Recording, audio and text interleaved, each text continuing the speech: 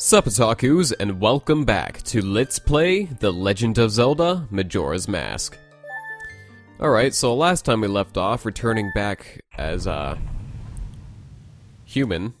We got our human form back. We've also obtained our first mask, the Deku mask. Now, the first thing, whoops, I can do here, just arrange my C buttons here. I'll just show it off really quick.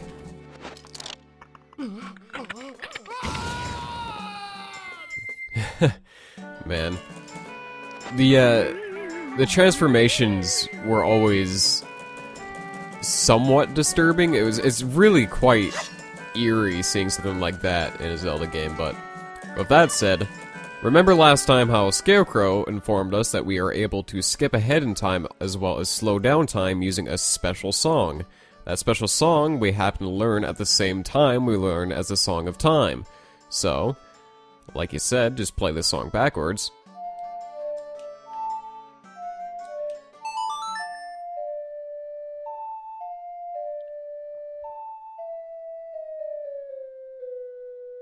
And you can now slow the current flow of time.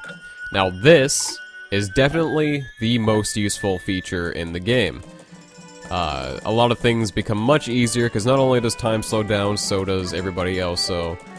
every NPC is affected by time. They do follow the time frame, so they slow down as well, so it's a little bit easier to catch up with them and figure out exactly what we're doing and be able to get it all done on time. Whoops, I did not mean to walk so close to the Deku flower. So yeah, definitely a useful thing to do, and I'm going to be using it a lot throughout this Let's Play. Alright, so... also, before we move on, where's that dog? Hey, little jerk. Get out of here. That's what you get for beating me up as a Deku. Alright, so the first thing we're gonna do is, since we've gone back through time, that means the Great Fairy now once again needs help. So, just go ahead and help her out again. You'll probably notice that, what I decided to do, since last video was so long and I was a little bit unsure of what I should do, I have been doing a practice run, so I've been playing the original Nintendo 64 version for a practice run and then playing the Virtual Console version to record. So if there are any differences between the two versions, then I'll be able to spot them out now, so that's a thing. Alright, so there are definitely a lot of people that we are gonna be talking to soon, but a lot of I'm not gonna worry about just yet, not until we go ahead and do the hide-and-seek game with the bombers, yet again. But before we do that, now that we're human form, we are able to jump up into a hidden area within the town here. So just follow this simple little path.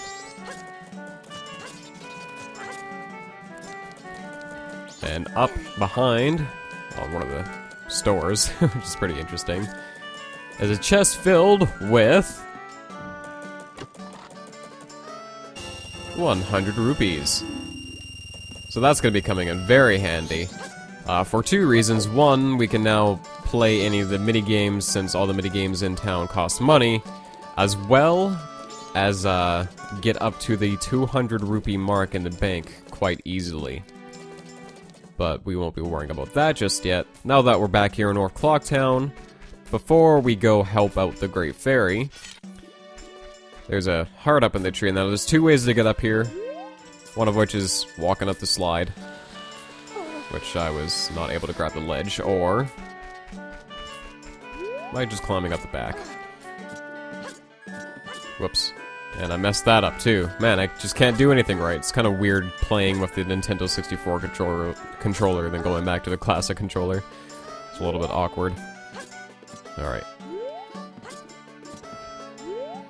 Alright. Let's make our way across and get the second heart of the game. Booyah. Alright, moving on. Forgot to start my timer. Oh well.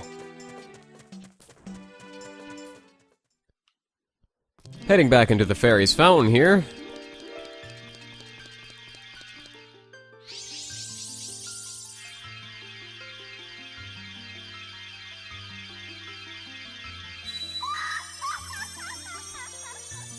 Dat laugh.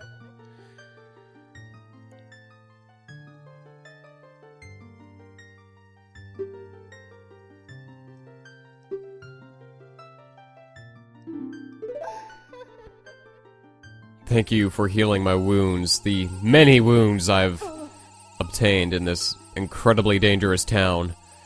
Man, you don't even know.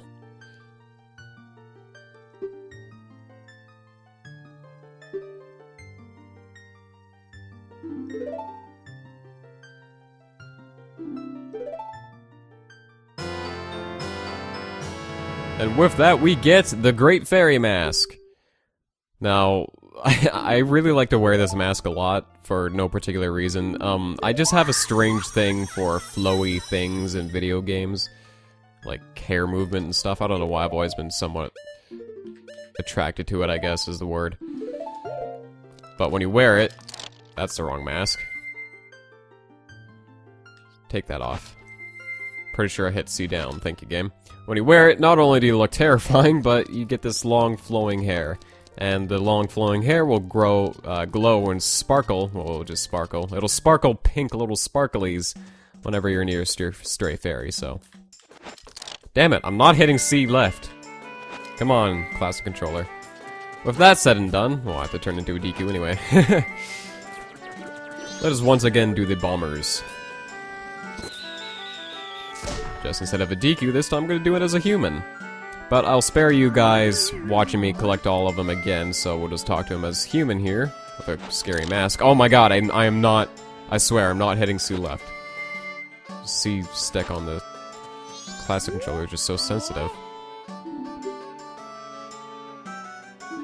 You have nothing to say about my face? Oh well. Let's just once again do this. But we're not just doing this to obtain the code again, we are gonna get an item for replaying this game. But I'll just go ahead and skip to getting all of them. And magically we're back! Blue, huh?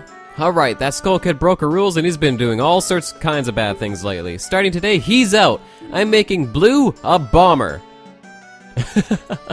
Ladies and gentlemen, I have officially become the Blue Bomber.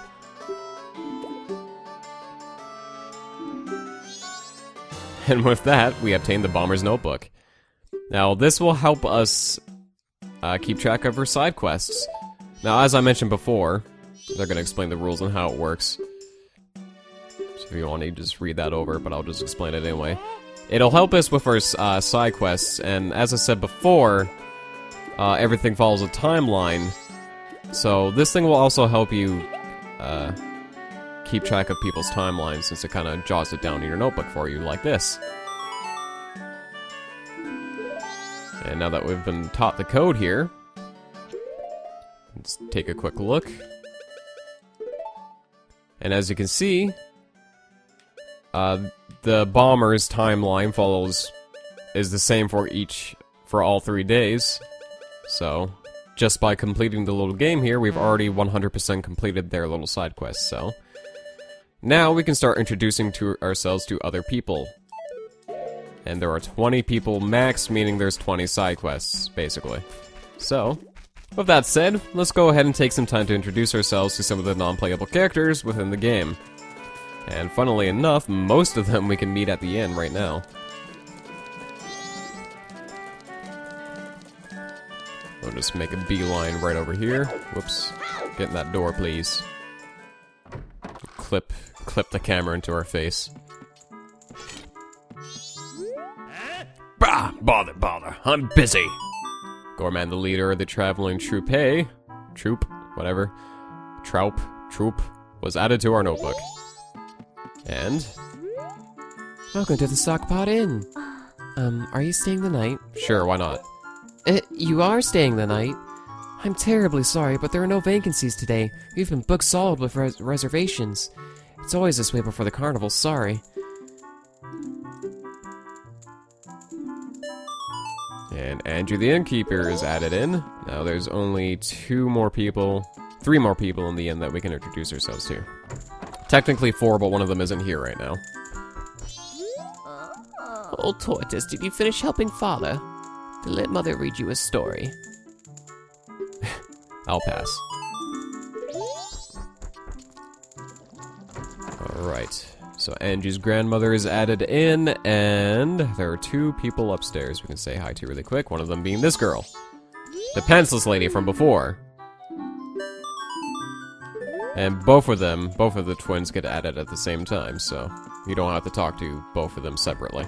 They count as one person, apparently, so you know what, that works. And look at this! Here's another familiar face. I love that little hum he does.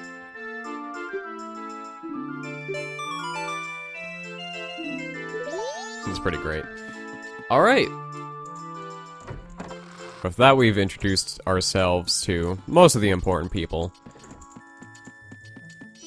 There's one more place we gotta be, but that won't be happening until 10 o'clock. So in the meantime, we're gonna go ahead and go back to the observatory.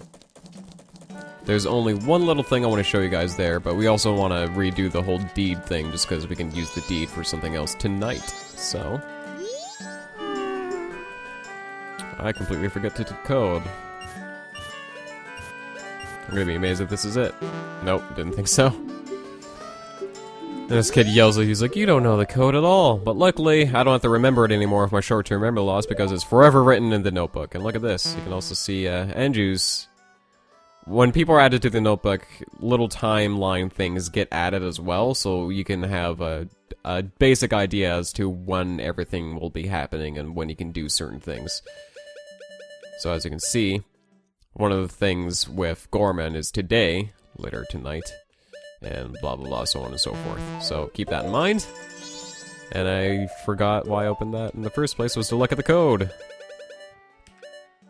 53124.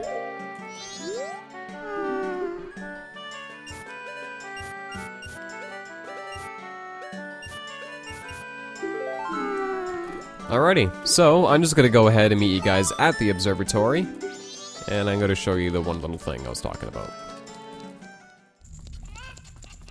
And here we are, back at the observatory with the lovely music. Also, there's one thing I always liked about this place, aside from the very many colors, there's always like this weird, whoops, there I go again, hitting the C-stick.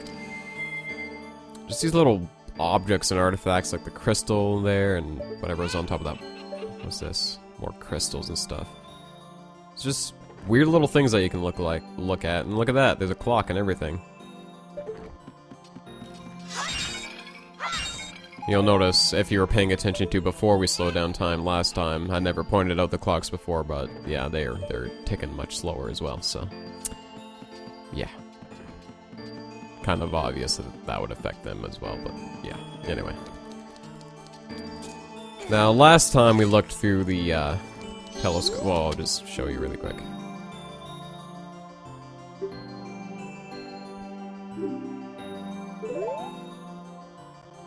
This time he doesn't mention the Skull Kid, but if you look, he's still there. And instead of shaking his... well, he's still shaking his head. He's not being creepy and shaking his head. This time he's acting kind of normal.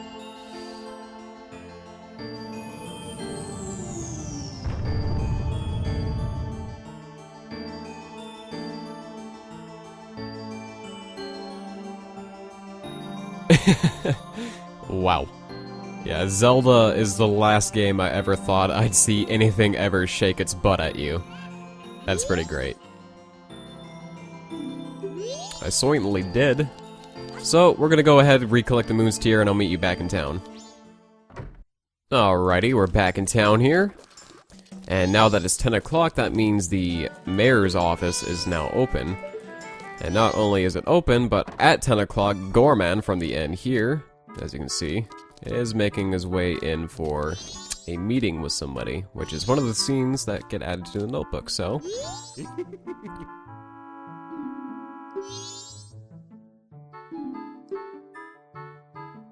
I'll go ahead and speed up time again, since we don't need it to slow down anymore, since I've actually managed to keep on schedule and get everything I wanted to do done.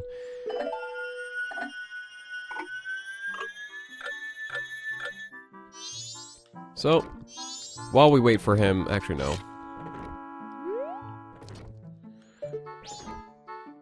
She's looking at me. I'm not paying attention to him. She's looking at me. Think she likes me? Maybe she has a crush on me. Man, I should move in. Anyway, while he heads in there, we're gonna go ahead and introduce ourselves to the mayor. Well, not introduce ourselves, but add him to the notebook.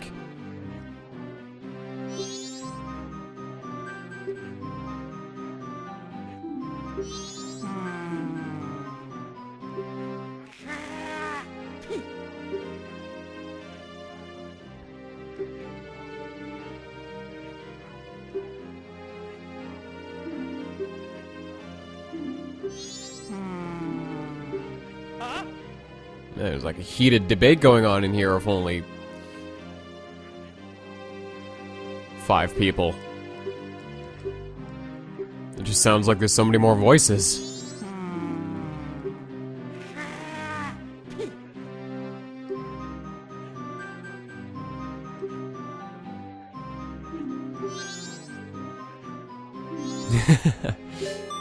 And then Mayor gets added to our notebook. So, and through the power of doors, we can no longer hear that going on. But as we go on in here, not only can we get a scene, but we can also add 2 more people to our notebook. I'm getting it pretty filled up just as soon as we got it. Madame Aroma, I am Gorman, and it has been some time. Thank you for letting us perform at this year's Carnival of Time. Oh dear me, Gorman, there's a problem. Meaning? The opening performance I've asked you to do. Yes. They've cancelled just now. What's this? Allow me to explain. Oh, excuse me, I am to work at this year's show, or that was the plan. I am Toto, manager of the Zora band, the Indiegogo's. He arrived this morning. Actually, there's been an unusual accident in Great Bay. And due to the unusual accident, Lulu, the diva in the Indiegogos, has lost her voice. Why? Why? The details are quite long, so I'll spare you. At any rate, I must cancel her performance at this year's Carnival of Time. See? Then this means the Gorman Troupe's job is... It's off. But that's... That's all, Gorman. There's always next year. I'm busy with other matters. Toto is added, as well as Madame Aroma. You can stop Z-targeting them, please. Whatever.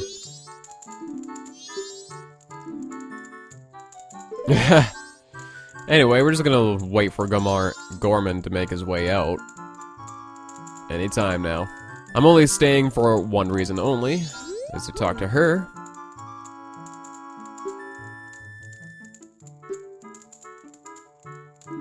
Apparently I'm a pro.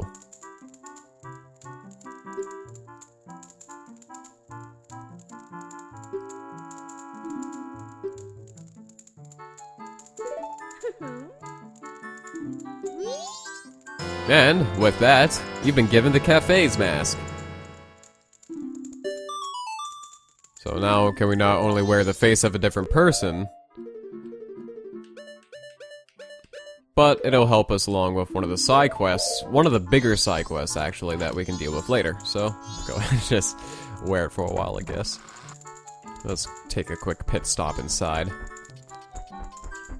And take a look at his diary.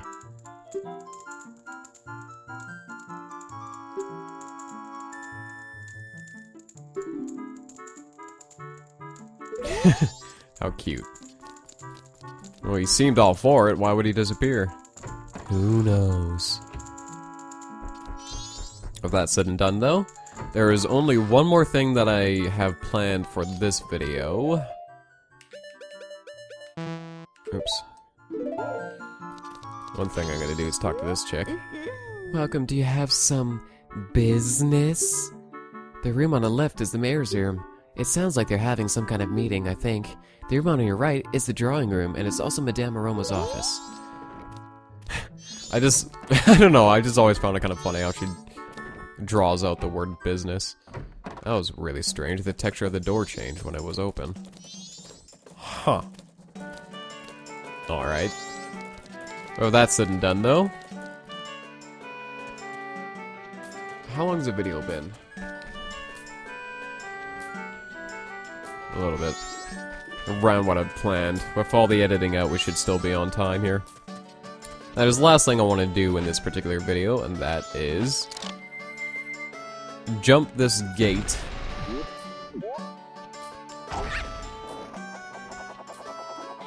Just over here. Because there's something inside we can do. Deku Scrub Playground, down this hole. This hole! Ah. That was an enthusiastic scream. Ah. But down here we can do a minigame. How about it? Will the young one play? One game is 10 rupees. Why not? Alright, so this minigame is not that difficult. You can play it all 3 days in a row, and if you complete the game all 3 days, you can get a piece of heart, which we're going to be going for. So this is day 1. The easiest of all the courses, obviously. It slowly gets more and more difficult as it goes on, but it's not that big of a deal. Alright, so my only real tips for this is to try to jump at the top of the elevation of all the platforms always. Because that way, when you're flying across, you're usually able to get all the whoops ground you need. And because I was talking and not concentrating, I screwed up. But it's lucky because you do get to still keep the, would one of you guys talk to me, please? Thank you. You do pretty much get to make back the rupees every time you play it, so this time I'm just gonna go ahead and concentrate and just play the game. I did it my first try on my practice run, so it's a little bit silly that I failed there.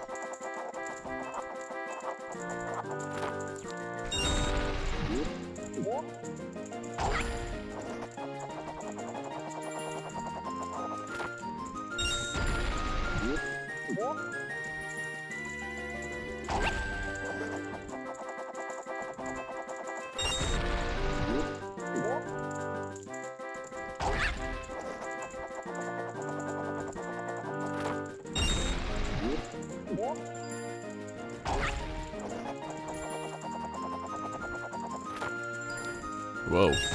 Almost fell off the edge there.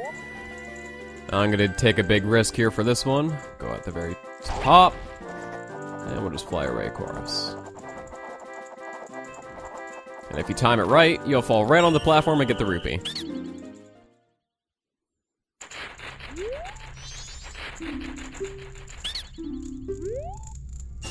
And we basically just made all of our rupees back. We're gonna be holding on to these for the next 2 days. So we can beat the DU game all 3 days. Now, that's pretty much all I've wanted to do, but I think I might have time to squeeze in one more thing. Or 2 more things, basically. One of which, we're gonna pop that floaty guy's balloon really quick. And introduce ourselves to him. I'm sure most Zelda fans recognize him and loathe him, but we're gonna have to talk to him, unfortunately.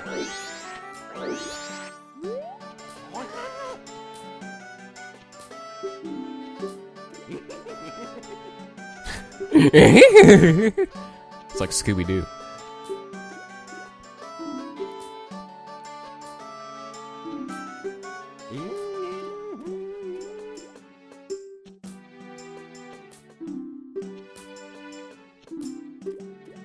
But, as strange as this man is, you can in fact buy maps from him. The only map we want right now is the map of Clocktown. You may have saw that there was another map there for 40 rupees, but if we go to that area and buy the map from the area, it's much cheaper, so there's no point buying it here. We don't even really need it. Tingle tingle Koolalumpa! Alright. I really love how when you do the spin attack, it shows up on the map and it kind of like flips out a little bit. It's kind of funny. Alright, but let's go back in the end and maybe we can get something done here really quick. Oh, hey, check this guy out. The city is so busy it's hard to find one's way, Goro.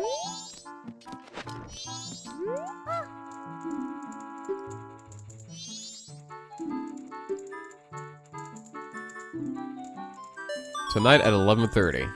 Alright, so that's another thing we can do tonight. Good thing I did that, actually. Because now there's more things we can do in the next video. With that said, however, I think we're about ready to call it apart. Now, I'm sure you're wondering, man, do you really have to go back in time every time to save? No, there is one other way you can save the game, and that is with the use of this owl statue right here. Ye who hold the sacred sword, leave proof of our encounter. Well, bam! Is that proof enough? Oh, what do you know? You can save your progress and quit here.